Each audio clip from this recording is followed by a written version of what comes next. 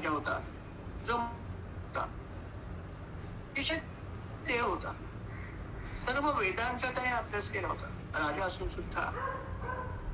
आणि असा हा राजा जो आहे त्याला एक अर्थात कन्या होती, तिचं नाव होतं सुकन्या.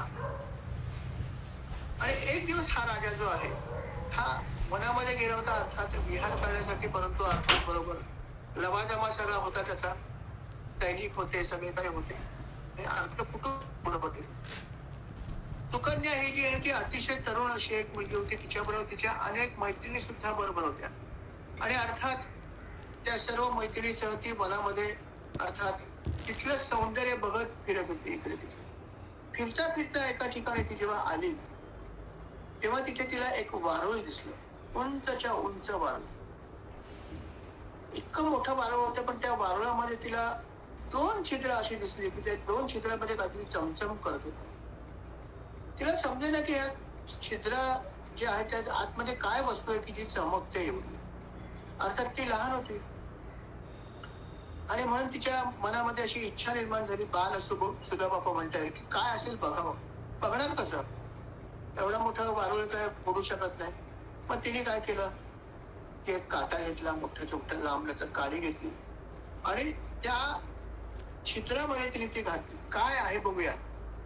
आणि जेव्हा ती छिद्रामध्ये ती काळी आत घुसवली त्यावेळेस त्या छिद्रामधून रक्त यायला लागलं बाहेर. आणि रक्त बाहेर आल्यामुळे अर्थात ती घाबरली आणि तिथून ती पळाली. इथे हे रक्त भयाभया वाहत होते त्या वारुळामधून. आणि त्यावेळेस एक अक्रित घडलं. राजा आपल्या सर्व सैनिकांसह तिथे आला होता आणि तिथे जेव्हा आला होता तेव्हा हा जो एक आश्रम होता च्यवन ऋषींचा तिथे तो पोहोचला होता. आणि अर्थात त्याने आपले घोडे आणि बाकी गोष्टी ज्या त्या बाजूला ठेवल्या होत्या आणि सगळेजण थोडस आपण ज्याला म्हणतो की रिलॅक्स मोड मध्ये होते. आणि त्यावेळेस अक्रित असं घडलं की तिथे असलेल्या सर्व सैनिकांचं मलमूत्र विसर्जन थांबलं. सगळ्या गोष्टी स्टँड स्टील झाल्या आणि अक्रितच घडलं. राजाला समजायला काहीतरी कुठेतरी अशी गोष्ट विपरीत घडली की ज्याच्यामुळे हा असा परिणाम आपल्या सर्व सैनिकांवर घडलेला आहे. काय घडलंय, कोणीतरी नक्कीच अनुचित काहीतरी केलेलं आहे आणि अनुचित घटनेमुळे हे असं घडलंय. कारण असा हा परिसर अतिशय पवित्र आहे, कारण महर्षी च्यवनांचा आश्रम आहे. परंतु या ठिकाणी जर काही चुकीची गोष्ट घडली असेल तर मात्र हे होऊ शकतं. तेव्हा त्यांनी सर्वांना एकत्र केल्याने म्हणाला, बोला, आपण सर्व या ठिकाणी विहार करतो आहोत, मुलींचा आश्रम आहे, पण विहार करत असताना आपल्यापैकी कोणी काही एखादी चुकीची गोष्ट तर केली नाहीये ना, अनुचित व्यवहार तर आपण केला नाहीये ना. जर अनुचित व्यवहार केला असेल तर आत्ताच मला सांगा, कारण नक्कीच अनुचित काहीतरी व्यवहार केलाय म्हणून अशी घटना घडली आहे अघटित. तेव्हा तुम्ही आत्ताच सांगा काही घडलं असेल तर. अर्थात चूक झाली होती ती सुकन्येकडून झाली होती, राजाच्याच मुलीकडून झाली होती. राजाने जेव्हा अशा प्रकारे सांगितलं की बोला कोणाची चूक झाली आहे, कन्या थोडीशी घाबरलीच. परंतु घाबरत कोणी ती म्हणाली, अहो बाबा, चूक माझ्याकडूनच घडली हो, ती पण चुकूनच घडली हो, अजाणतेपणे झालंय. तर काय झालं तुझ्याकडून. म्हणाली, बाबा मी इकडे असंच बघत होते, सगळ्या मैत्रिणींबरोबर फिरत होते आणि मला एक वारुळ दिसलं मोठं आणि त्या वारुळामध्ये 2 जे छिद्र होती त्याच्यामध्ये चमचम करत होतं काही. आणि म्हणून मला वाटलं काय बघावं, म्हणून मी एक काडी घेतली लांबल्याचं आणि ती काडी जी आहे ती अर्थात त्या वारुळामध्ये खूप असली दोन्ही मुखामध्ये. आणि अघटित घडलं, तिथून रक्त यायला लागलं भया भया भया भया भया. मग काय आलं, मग मी तिथून पळून गेले. तिने खरं ते सांगितलं. तिने जेव्हा सांगितलं तेव्हा सह्याद्री राजाला लक्षात आलं की काय घडलं. अर्थात त्याला हे लक्षात आलं की वारुळ जे आहे त्या वारुळामध्ये अर्थात च्यवन ऋषीच नक्की असणार की जे तपश्चर्या करत होते, कारण त्यांच्या आश्रमामध्ये ते नव्हतेच. इतर लोक होते आश्रमात पण ऋषी नव्हते. आणि ऋषी कुमाराने हे सांगितले की महर्षी जे आहेत ते तपश्चर्याला बसल्यात अनेक दिवस झाले आणि अर्थात त्यामुळे त्यांच्या भोवती वारुळ निर्माण झाले. आणि त्या वारुळामध्ये ते होते आणि त्या वारुळामध्ये तिला दिसत असतील त्या त्या जागा होत्या ते म्हणजे त्यांचे डोळे होते. अर्थात हे तिला काही समजलं नाही आणि ते डोळे चुकून जे आहेत ते तिच्या हातून फुटले होते आणि म्हणून भरभर रक्त बाहेर येत होतं आणि त्याचा परिणाम असा घडला होता की तिथे असलेल्या सर्व लोकांचं सैनिकांचं मलमूत्र जे आहे ते थांबून गेलं होतं. अर्थात राजाला तर सगळं लक्षात आलं. राजा म्हणाला की आता काहीही न होता फक्त एक गोष्ट घडल्याबरोबर ही एवढी अघटित गोष्ट घडली. आता जर च्यवन ऋषी जर समजा वारुळातून बाहेर आले तपश्चर्या भंग झाल्यामुळे आणि जर आपल्याला जर त्यांच्याशी काही बोलायचा प्रसंग आला तर आपलं काय होईल माहित नाही. असं अर्थात त्याला वाटलं आणि म्हणून त्यांनी विचार केला की आता आपणच जावं ऋषींकडे आणि ऋषींकडे जाऊन आपण त्यांची क्षमा याचना करावी. उठून येऊन विचारणा करणं आणि आपल्याला शोधणं आणि नंतर एखादा शाप देणं ही घटना अर्थात आपल्यासाठी अनिष्टकारक असेल.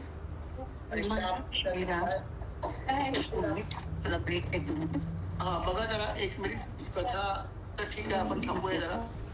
कसं म्हटलं की हेबळ हा जो शर्यती राजा आहे तो अर्थात घाबरला होता कारण जर हे ऋषी जर कोपले तर आपल्याला जर त्यांनी शाप दिला तर आपलं काय होईल या कल्पनेने अर्थात त्याला खूप भीती वाटली आणि त्यांनी ठरवलं की आपण आता च्यवन ऋषींची पहिल्या जाऊन स्वतःच क्षमा मागूया त्यांना शांत करूया. आणि त्याप्रमाणे तो ऋषींकडे गेला आणि ऋषींचे अर्थात त्याने चरण पकडले त्यांची क्षमा मागितली. म्हणाला माझी मुलगी लहान आहे अजाण आहे आणि बाल सुलभ अशा ह्या तिच्या काही गोष्टींमुळे अगदी चुकून हे असं केलेलं तर तिला आपण क्षमा करा तिचे अपराध आपण पोटात घ्या अशी भरपूर त्यांनी विनवणी केली आणि हेही सांगितलं की माझी अशी पण इच्छा आहे की माझ्या या मुलीला आता ती उपवर होत आलेली आहे तेव्हा माझ्या या मुलीला सुद्धा आपण तिचा स्वीकार करावा पत्नी म्हणून अशी पण माझी विनंती आहे असंही त्यांनी सांगितलं. जेव्हा ऋषीला तेव्हा ऋषी शांत झाले. असं पाहिजे त्याला थोडासा राग आला होता परंतु राजाने त्यांची खूप मनपूर्वक विनवणी केली आणि म्हणून त्यांच्या मनात दया निर्माण झाली आणि अर्थात राजाने याशिवाय हे सांगितलं की माझी जी मुलगी आहे ती मी तुम्हाला सेवेसाठी अर्पण करतो तिचा पत्नी म्हणून आपण स्वीकार करावा. तेव्हा त्याने त्याच्या मुलीचा पत्नी म्हणून स्वीकार केला आणि अर्थात अशा प्रकारे त्यांचा राग जो आहे तो शांत झाला.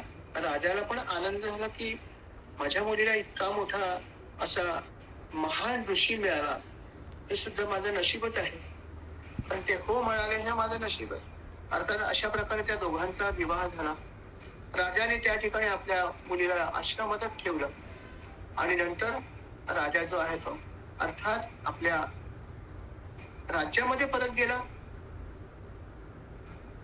ही जी मुलगी होती सुकन्या खरं पाहिजे ती राजाची मुलगी. बघा विवाह कसा झाला होता राजकन्याने विवाह केला होता एका ब्राह्मण व्यक्तीशी जो आश्रमात राहत होता वनात राहत होता. कालपर्यंत महालात राहणारी ही जी मुलगी होती तिच्या अवतीभोवती अनेक दासी होत्या अनेक चाकर होते अनेक सेवक होते अनेक प्रकारच्या गोष्टी होत्या. ती आज काही काळानंतर या आश्रमात राहायला आली. बघा कसं दैव कसं असतं बघा काय घडेल कुठल्या क्षणी काही सांगू शकत नाही. परंतु हे सगळं तिने मनपूर्वक जे आहे ते तिने स्वीकारलं होतं ऍक्सेप्ट केलं होतं आणि अतिशय मनपूर्वक ते आपल्या पतीची सेवा करायला लागली. वयामध्ये सुद्धा खूप फरक होता. तसं पाहिलं तर च्यवन ऋषी जे होते ते बऱ्यापैकी त्यांचं वय झालं होतं परंतु तिने ह्या कुठल्याही गोष्टीचा विचार न करता ती आपल्या ह्या पतीची सेवा अतिशय मनपूर्वक करायला लागली. हा एक खूप महत्वाचा भाग होता. बराच काळ ती अशा प्रकारे ही आपल्या पतीची सेवा करत होती. त्यांचे जे काही धर्म असेल त्या धर्माला अनुसरून ती वागत होती. आणि एक दिवस असं झालं की याच आश्रमामध्ये अश्विनी कुमार आले. अर्थात अश्विनी कुमार हे भाऊ आहेत, तुम्हाला माहिती 2 भाऊ आहेत अश्विनी कुमार, आणि हे 2 जण आहेत ते त्या आश्रमात आले. आश्रमात आल्यावरती मुनीने स्वागत केलं, परंतु त्यांच्या ह्या तरुण पत्नीने त्यांचं खूप चांगल्या प्रकारे, अतिशय चांगल्या प्रकारे यथोचित असं स्वागत केलं, आणि त्यामुळे ते अतिशय आनंदित झालं. आणि आनंदित झाल्यावरती ते म्हणाले की खरंच कमाल आहे की तुम्ही इतकी सेवा केली ह्या आपल्या पतीची, खरंच मला त्याचा आनंद आहे. तेव्हा त्या म्हणाल्या की मी तर माझ्याकडून सेवा केली आहे, परंतु मुलींचं वार्धक्य जे आहे त्यामुळे त्यांना थोडासा त्रास होतोय. मुली पण त्याला म्हणाले की माझ्या ही जी पत्नी आहे ही खूप तरुण आहे, खरं पाहिलं तर अशा अवस्थेत सुद्धा ती माझी इतकी सेवा करते याचं मला खरंच कौतुक आहे, परंतु मी तिला म्हणावं तसं सुख देऊ शकत नाही कारण मी वृद्ध आहे. तेव्हा जर तुम्ही आनंदित झाला असेल तर माझ्या पत्नीला आनंद होईल असं काहीतरी तुम्ही करा. अश्विनी कुमार म्हणाले तुमच्या पत्नीला जर आनंद व्हावा अशी इच्छा असेल तर तुम्हाला तारुण्यात द्यावं लागेल, दुसरं काय देणार लागेल, कारण बाकी तुमची पत्नी तर तशी संतुष्ट आहे, पण तुम्ही वृद्ध आहात. तेव्हा तुम्हाला तारुण्यावस्था दिली तर कदाचित तुमची पत्नी नक्कीच खुश होईल. ते म्हणाले ठीक आहे, हे तुला आम्ही देऊ. तेव्हा च्यवन ऋषी त्यांना म्हणाले जर तुम्ही हे मला देऊ शकलात तर मी पण तुम्हाला एक गोष्ट सांगतो की आपण जरी देव असलात, अश्विनी कुमार हे देव होते अर्थात देवांचे वैद्य, परंतु त्यांना सोमरस पानाचा अधिकार नव्हता. हा अधिकार इतर देवांना होता पण यांना नव्हता त्यावेळेस, आणि म्हणून हे अर्थात च्यवन ऋषीने माहित होते. त्यामुळे च्यवन ऋषी असं म्हणाले की जर तुम्ही मला तारुण्य जर दिलं तर अर्थात मी त्या बदल्यामध्ये तुमच्यासाठी सोमपान करण्याचा अधिकार तुम्हाला नक्की मिळवून दे, हे लक्षात ठेवा. अश्विनी कुमार म्हणाले ठीक आहे, तुम्हाला जे करायचं ते करा, परंतु जे आम्ही सांगितलं ते पहिलं करणार. आणि अर्थात वैद्य शिरोमणी असे हे जे अश्विनी कुमार होते, जे देवांचे डॉक्टर होते आपल्या भाषेत, जे वैद्य होते, ते म्हणाले ठीक आहे आता आम्ही तुम्हाला सांगतो तसं करा, बघा काय होतं ते. आणि मग ते त्याला एका कुंडात घेऊन गेले. ते म्हणाले हे जे कुंड आहे हे कुंड साधारण नाही, हे सिद्धांनी हे कुंड बनवलेलं आहे. तेव्हा या कुंडामध्ये आपण स्नान करा, आणि जर या कुंडात आपण स्नान केलं तर काय होतं ते आपल्याला समजेल. बघा तुम्ही करा, फक्त मी सांगतो त्याप्रमाणे.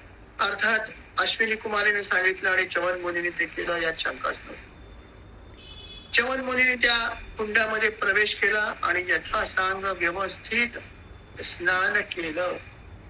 कुंडात शिरत असताना च्यवन ऋषींचं शरीर जे होतं जसं इतर लोकांचं असतं तसं वृद्धापकाळामुळे सगळी त्यांची जी काया होती ती सुरकुतलेली होती. त्यांच्या डोक्यावरती केस शिल्लक नव्हते, जे शिल्लक होते ते पूर्ण पांढरे झाले होते. आणि अर्थात काही ठिकाणी त्यांचं जे मांस होतं शरीरावरती लोंबत होतं.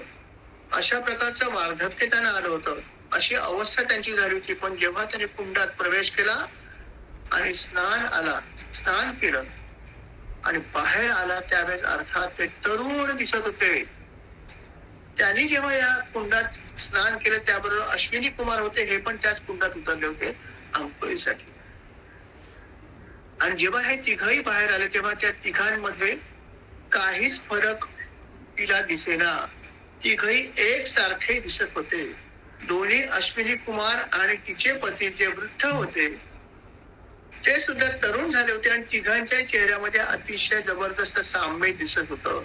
तिघांची वेशभूषा पण सारखी होती. तिघांच्या कानामध्ये कुंडल होती, गळ्यामध्ये कमळाच्या माळा होत्या. असं सगळं काही साम्य असलेल्या गोष्टी होत्या, आणि दिसायला सगळे तिघही सुंदर दिसत होते. कोणालाही बघितलं तर त्यांच्याकडे खेचलेलं असं सौंदर्य होतं. सुकन्याने बघितलं की तिघही सारखेच दिसत आहेत आणि तिघही तेजस्वी आहेत. आता यातून आपल्या पतीला कसं ओळखायचं हे तिच्यासाठी अर्थात कठीण होतं. परंतु तिने अर्थात अश्विनी कुमारांची प्रार्थना केली. ती म्हणाली आपण तर देवांचे वैद्य आहात, आपण माझी परीक्षा बघू नका. मोठ्या कष्टाने मी या माझ्या पतीची आजपर्यंत वृद्ध अवस्थेत सुद्धा सेवा केली आहे. त्यामुळे आज त्यांना जर तारुण्य प्राप्त झालं आणि जर माझ्या हातून जर चुकून जरी एखादी अशी जर चूक घडली तर महापातक लागेल मला आणि माझी केलेली सगळी सेवा जी ती पाण्यात जाईल. आणि म्हणून माझी आपल्याला विनंती आहे की आपण माझ्यावर कृपा करावी आणि माझे पती कोण आहेत ते तुम्हीच मला सांगा. अर्थात अश्विनी कुमारांची तिने जी प्रार्थना केली खूप मनपूर्वक केली होती आणि अर्थात त्यांना तिच्याविषयी त्यांना करुणा आली आणि त्यांनी अर्थात आपलं मूळ रूप परत धारण केलं आणि त्यामुळे अश्विनी कुमार आणि तिचा पती जो होता या मधला फरक तिला लक्षात आला आणि अर्थात अश्विनी कुमार सुद्धा तिच्या पातिव्रत्याकडे बघून संतुष्ट झाले होते. आणि अर्थात अश्विनी कुमार जे त्यांनी त्यांचं काम केलं होतं. चवन ऋषीला त्याने पूर्वीसारखं तारुण्य प्रदान केलं होतं. ते अतिशय सुंदर आणि तरुण दिसत होते. त्यांच्या शरीरावर अत्यंत तेज आलं होतं आणि अशा प्रकारे अश्विनी कुमाराने आपलं काम केलं आणि चवन मुनींची त्यांनी आज्ञा घेतली आणि ते तिथून निघाले. अर्थात त्यांचं जे होम टाउन होतं स्वर्ग त्या स्वर्गाकडे त्यांनी प्रयाण केलं. हे सगळं घडून गेलं आणि एक दिवस असं घडलं. अर्थात हे जे मुनी होते चवन ऋषी त्याला तारुण्य प्राप्त झाल्यावर अर्थात सुकन्याच्या आनंदाला पारावर उरला नाही आणि अर्थात तिच्या मनासारखं घडलं आणि ऋषीनेही आनंद झाला की माझ्या पत्नीने इतके वर्ष सेवा केली तेव्हा मी वृद्ध होते परंतु आज मला तारुण्य मिळालं त्यामुळे तिला जे काही हवं ते सगळं आज मी तिला देऊ शकतो. अशा प्रकारे दोघे जण खूप आनंदामध्ये राहायला लागले. आणि एक दिवस असं घडलं की सुकन्याचे जे वडील होते शर्यती राजा हे एक दिवस त्यांनी असं ठरवलं की आपण एक यज्ञ करूया आणि अर्थात या यज्ञासाठी आमंत्रण देण्यासाठी आपल्या जावयाकडे म्हणजेच चवन मुनींच्या आश्रमात ते आले. चवन मुनींच्या आश्रमात जेव्हा ते पोहोचले तेव्हा त्यांनी बघितलं तर काय की आपली जी कन्या आहे सुकन्या ही एका अतिशय तरुण आणि अतिशय तेजस्वी सूर्यासारखं तेज असलेला एक जो सुंदर असा पुरुष आहे त्या पुरुषाच्या शेजारी बसली आहे आणि ती त्या पुरुषाची सेवा करते. सुकन्याने जेव्हा बघितलं की आपले वडील तिथे आलेत अर्थात तिने उठून उभा राहून आपल्या वडिलांच्या चरणाला वंदन केलं पण शर्यती राजाने तिला कुठल्याही प्रकारचा आशीर्वाद दिला नाही. इतकंच नव्हे तर अतिशय ते नाराज झाले त्यांना राग आला आणि ते म्हणाले काय म्हणाले त्याचे शब्द बघा अगं उलटे तू काय करतस हे सर्वांना वंदनीय अशा चवन मुनीला तू फसवलंस आणि त्यांना तू सोडून दिलंस आणि एका 4 पुरुषाबरोबर तू राहायला लागलेस. तुझा जन्म कुठे झाला होता आणि तू हे कसं कर्म करतेस तुला ही अशी बुद्धी कशी झाली ग. मला खरंच लाज वाटते की तू माझी कन्या आहेस आणि माझ्या समोर आजही अजूनही तू या तरुण पुरुषाबरोबर उभी आहेस त्याच्यावर चिकटून उभी आहेस. खरोखर आता फक्त नरकाकडेच आपल्याला जावं लागेल तुलाच नव्हे तर मला पण कदाचित नरक मिळेल कारण का की तू माझी मुलगी आहेस ना. काय संस्कार मी तुला दिले असाच प्रश्न लोक विचारतील आणि म्हणून केवळ मीच नव्हे तर आपल्या बऱ्याच लोकांना तुझ्यामुळे नरकात जायची पाळी येणार आहे. अशा प्रकारे तिच्या वडिलांनी उद्गार काढले. तेव्हा सुकन्या जी आहे अर्थात तिच्या चेहऱ्यावर थोडस हास्य होतं. ती म्हणाली बाबा अहो तुम्ही आपल्या मुलीवर असा अविश्वास का दाखवता. अहो असं करू नका. मी कुठलंही जार कर्म केलेलं नाहीये. मी तुमची कन्या आहे. आपल्या कुळाला काळ फासेल अशी कुठलीही मी कृत्य केलेलं नाहीये. अहो हा जो तरुण आहे हा दुसरा तिसरा कोणीही नसून हे महर्षी चवणच आहेत आपले जावई. आणि मग अर्थात त्याचा विश्वास बसला. तो म्हणला असं कसं होऊ शकेल. तेव्हा तिने सांगितलं बाबा कथा आहे का. आणि मग तिने ती सगळी कथा सांगितली की अश्विनी कुमार कशा प्रकारे आश्रमात आले कशा प्रकारे त्यांची सेवा केली होती कशा प्रकारे च्यवन मुनीने त्यांना काही गोष्टी सांगितल्या आणि अर्थात च्यवन मुनीला त्यांनी तारुण्य कसं प्राप्त केलं हे सगळं तिने व्यवस्थित सांगितलं. आणि शर्यती राजा मात्र ऐकतच राहिला चकित होऊन. आणि जेव्हा ही सगळी कथा त्याने ऐकली तेव्हा अर्थात त्याला आपल्या मुलीचं खूप खूप खूप खूप कौतुक वाटलं की खरोखर माझी मुलगी खरंच पुण्यवान आहे. तिने कुठल्याही प्रकारचा जार कर्म केला नाही. आपण दिलेल्या घरात ती राहिली. एका वृद्धाबरोबर तिने इतक्या नेटका संसार केला. आणि इतकंच नव्हे तर तिने जे काही केले त्याला फळ आज मिळालं. आणि ते म्हणजे तिच्या नवऱ्याला न मिळणारी गोष्ट परत मिळाली. म्हणजे तारुण्य परत एकदा बहाल झालंय. त्याला मग खूप अभिमान वाटला की हीच माझी मुलगी आहे की जिच्यामुळे हे घडलं. अर्थात हे सगळं घडल्यावरती च्यवन ऋषी म्हणाले की राजा आता एक काम तुला करायचंय. म्हणजे बोला काय करायचं तुम्ही सांगा मला काय करायचं. तेव्हा मुनी त्यांना म्हणाले की राजा असं आहे की अश्विनी कुमाराने मला तारुण्य प्राप्त करून दिलं.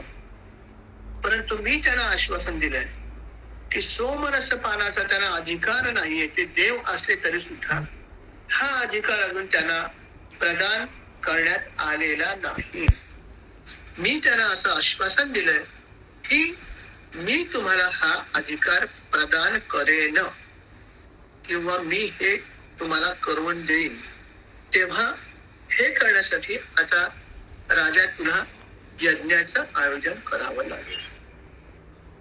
तुला सोमयज्ञ जो आहे या सोमयज्ञाचं तुला आयोजन करायचं आहे. आणि अर्थात हा यज्ञ कसा करायचा तो भाग माझा आहे. आणि याच यज्ञामध्ये तुला अश्विनी कुमारांना सोमपान करायचं आहे. यज्ञाद्वारे सर्व देवतांना तुम्हाला माहिती आहे की त्यांचा भाग जो आहे तो यज्ञाद्वारेच पोचत असतो अग्नीच्या मुखातून.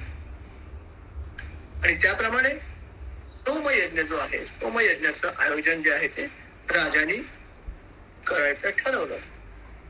यथावकाश त्याने तो यज्ञ संपन्न केला. स्वतः च्यवन ऋषी त्या यज्ञामध्ये आले होते आणि च्यवन ऋषीने हा यज्ञ यथासांग पार पाडला. आणि त्या यज्ञामध्ये त्यांनी अर्थात सोमपान जे आहे ते करण्यासाठी अश्विनी कुमारांना पाचारण केलं. आणि त्या ठिकाणी ते सोमपान त्यांना करायला दिलं. सोमपान करण्याला त्यांना संधी मिळाली. सोमपान त्यांनी केलं. त्यांना हा अधिकार प्राप्त झाला. परंतु अर्थात इंद्राला या गोष्टीचा अतिशय राग आला. इंद्राला राग आला. इंद्र म्हणाला की यांना सोमपान करण्याचा अधिकार आजपर्यंत कोणीही दिलेला नव्हता. ते देव असले तरी सुद्धा हा अशा प्रकारचा अधिकार त्यांना कोणी दिला. ज्या कोणी हे केले कृत्य त्याला मी नक्की शिक्षा देईन. कारण त्याने माझी आज्ञा घेतली नाही. माझी कन्सेंट घेतली नाही. त्यामुळे मी त्या व्यक्तीला जो कोण असेल त्याला मी आता शासन करणार आहे असं इंद्राने ठरवलं. आणि शासन करण्यासाठी त्याच्याकडे असलेलं अमोघ अस्त्र म्हणजेच वज्र त्याने आपल्या हातात घेतलं.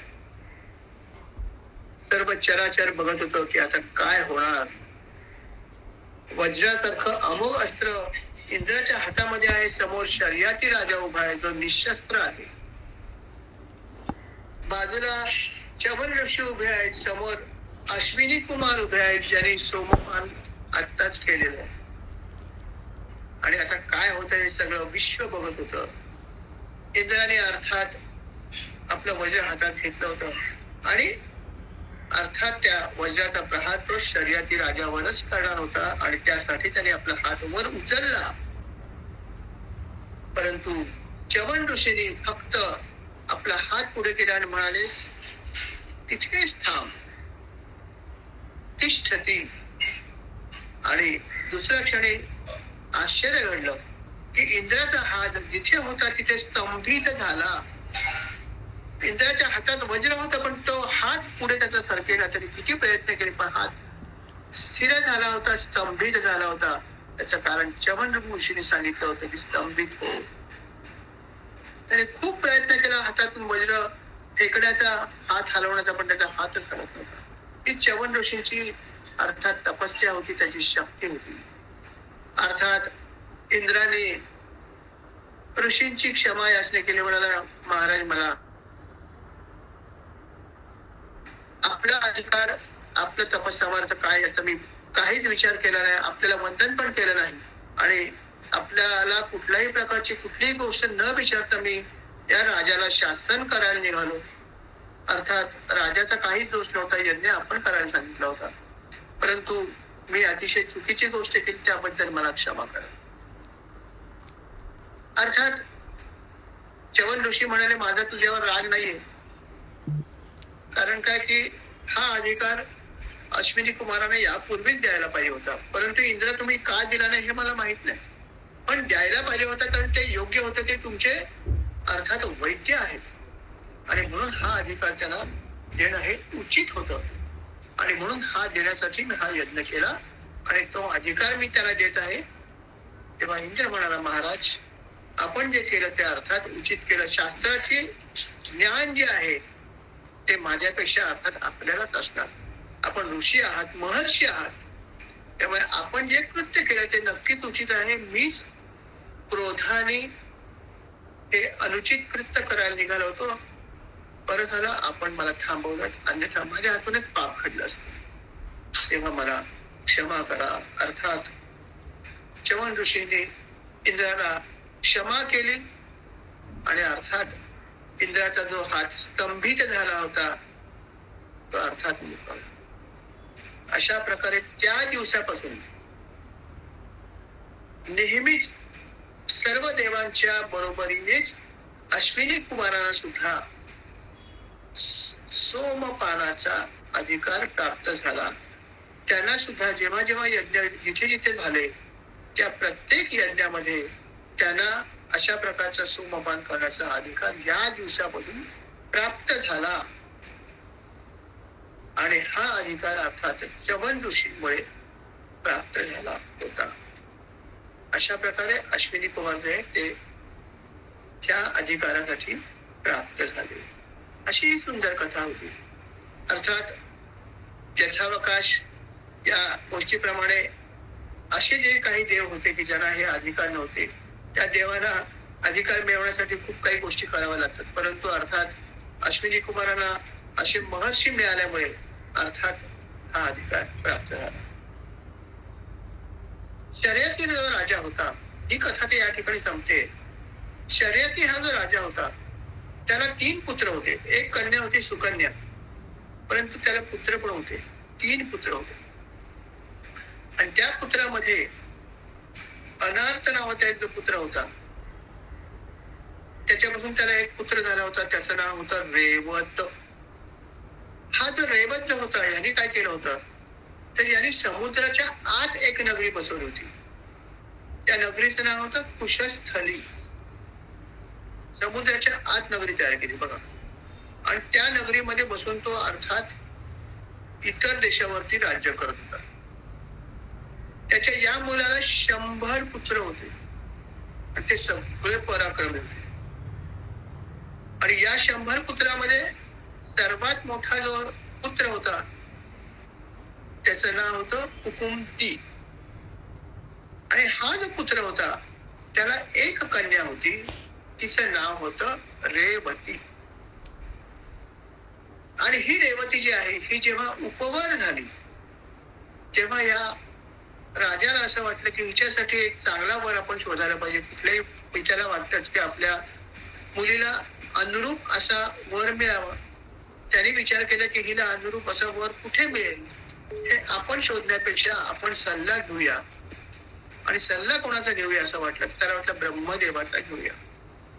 ब्रह्मदेवाला जर विचारलं तर ब्रह्मदेव मला अचूकपणे सांगतील की माझ्या या कन्येसाठी उपवर अशी व्यक्ती कोण आहे जी लायक आहे. आणि असं ठरवून ते ब्रह्मलोकाकडे त्याने वाटचाल केली. यथावकाश ते ब्रह्मलोकात पोहोचले. ब्रह्मलोकात गेल्यावरती जेव्हा ते पोहोचले तेव्हा तिथे असलेल्या द्वारपालाने सांगितले की महाराज थोडा वेळ बाहेर थांबा, आज काही दुसऱ्या गोष्टी चालू आहेत. असं तर आपण बघतो जेव्हा एखाद्या व्यक्तीला भेटायला जातो तेव्हा कधी कधी त्या केबिन मधून निरोप येतो की बाहेर थांबा, आज मीटिंग चालू आहे दुसरी काहीतरी. तसा थोडासा वेगळा निरोप आला या ठिकाणी. राजाला असं सांगण्यात आलं की राजा थोडा वेळ तुम्ही बाहेर बसा, काही वेळ आतमध्ये मनोरंजन चालू आहे, काही संगीत तिथे चालू आहे आतमध्ये, तेव्हा आपण थोडा वेळ बाहेर तिष्ठत राहा. राजा म्हणाले ठीक आहे, आनंदाची गोष्ट आहे. तो तिथे अर्थात हे जे काही संगीत आतमध्ये सुरू होतं, हा मनोरंजनाचा कार्यक्रम संपेपर्यंत राजा बाहेर थांबला. यथावकाश जेव्हा हा कार्यक्रम संपला तेव्हा त्याला आत पाचारण करण्यात आलं. तो आत गेला, ब्रह्मदेव बसले होते, ब्रह्मदेवाला त्यांनी नमस्कार केला आणि म्हणाला महाराज आपलं दर्शन मला मिळालं, एक कृतकृत्य झालो, ज्याने या सृष्टीचं निर्माण केलं, असे आपण जगाचे पिता आहात आणि मला आपलं दर्शन घडलं, मला खूप आनंद आहे, आपला आशीर्वाद मला द्या.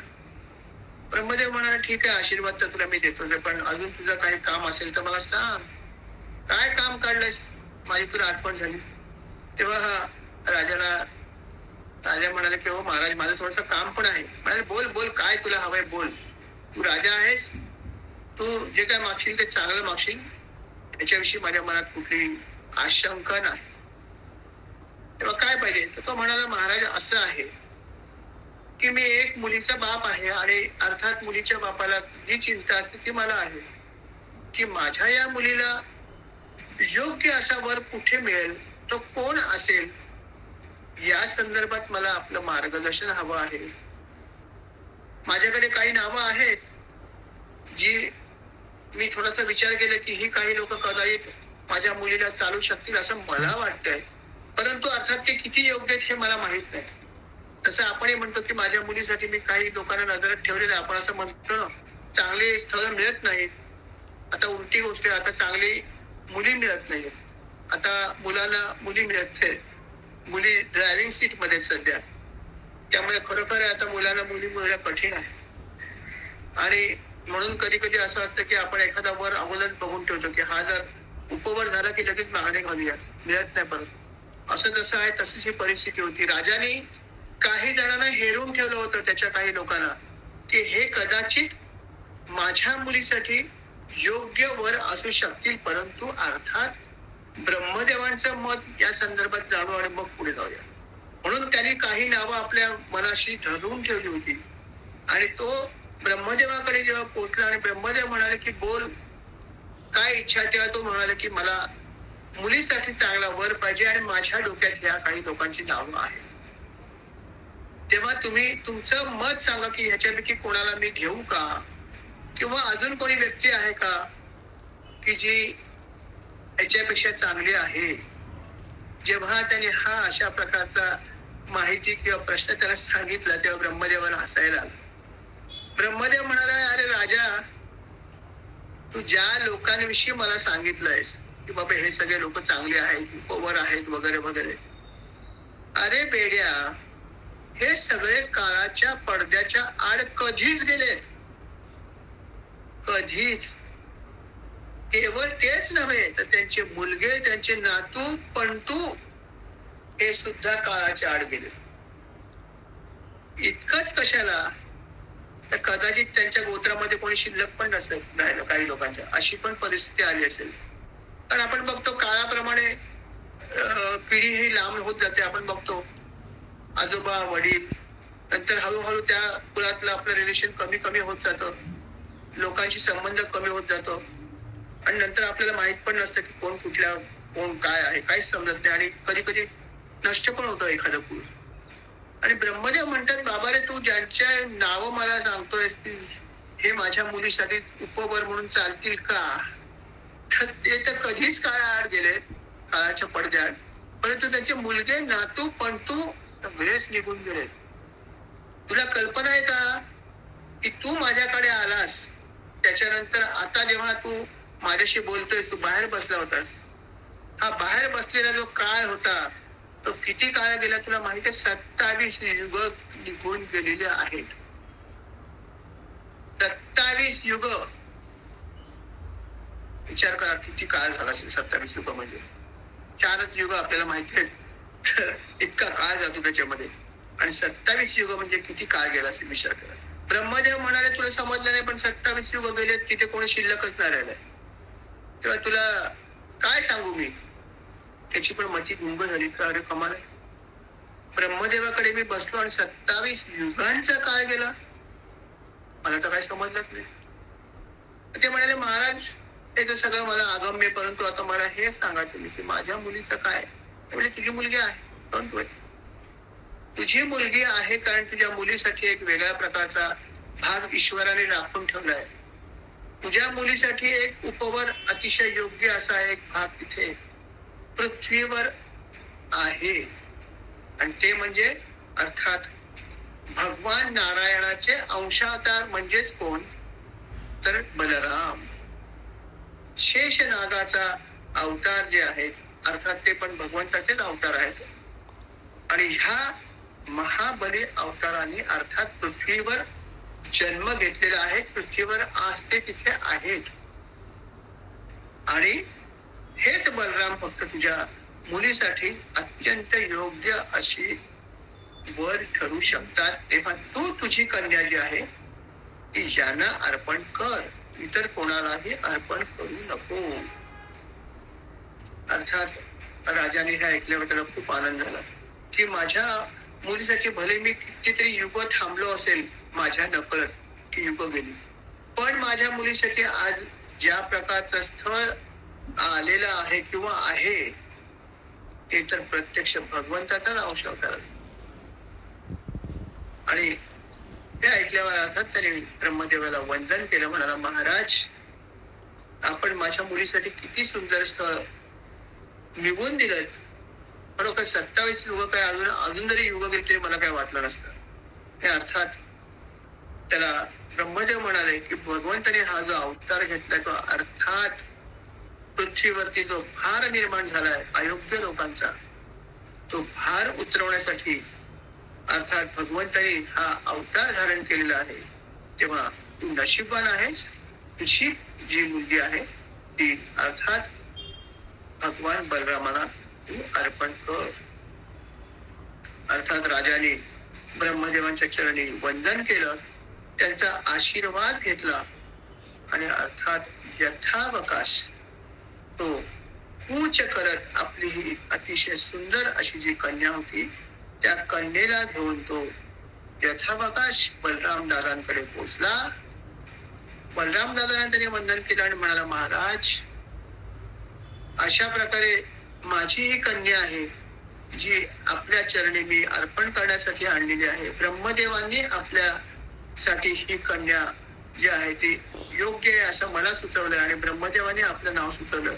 तेव्हा अर्थात आपण माझ्या कन्येचा स्वीकार कराल अशी मला नक्की खात्री आहे. आणि अर्थात बलराम दादा जे होते ते म्हणाले अर्थात मी याचीच वाट बघत होतो, तुझ्या कन्येचा मी नक्की स्वीकार करेन. आणि अशा प्रकारे रेवती जी आहे ती बलरामाची पत्नी बनली. राजाने अर्थात असा सुंदर जावई मिळवला. आपली कन्या त्यांनी त्याला अर्पण केली आणि नंतर अर्थात राजाने आपलं पुढचं कर्तव्य म्हणजे त्यांनी विचार केला की आता माझं सगळं संपलेलंच आहे, काही शिल्लकच राहिलेलं नाही. माझं मुख्य जे काम होतं ते म्हणजे माझ्या मुलीचं जे आपण म्हणतो की माझ्या मुलीची काळजी घेणं किंवा वेलफेअर करणं आपल्या भाषेत ते घडलेलं आहे. माझ्या मुलीला आता छान पती मिळालेला, मला छान जावई मिळाला आणि मुख्य म्हणजे आता माझ्या वंशात शिल्लक कोण राहिलंय, ती माझी एक मुलगी शिल्लक राहिली, ती पण ब्रह्मदेवाच्या कृपेमुळे. आणि त्यामुळे आता मला इथे शिल्लक काय राहिलं, माझं काही शिल्लक राहिलं नाही, इथे शिल्लकच नाही खाली कोण. तेव्हा आता मी एकच गोष्ट करेन की मी आता तपश्चर्या करीन, हेच माझ्यासाठी योग्य आहे. आणि अर्थात बलरामाना त्यांनी आपली कन्या अर्पण केली आणि भगवंताचा आशीर्वाद त्यांनी घेतला. कारण भगवंतही त्या ठिकाणी होतेच. बलराम आणि श्रीकृष्ण दोघांनी अवतार एकत्र घेतला होता. त्यामुळे अर्थात भगवंतांना त्यांनी वंदन केलं आणि त्यांचा आशीर्वाद घेऊन आपलं उर्वरित जीवन तपश्चर्या करण्यासाठी त्यांनी घालवायचं ठरवलं.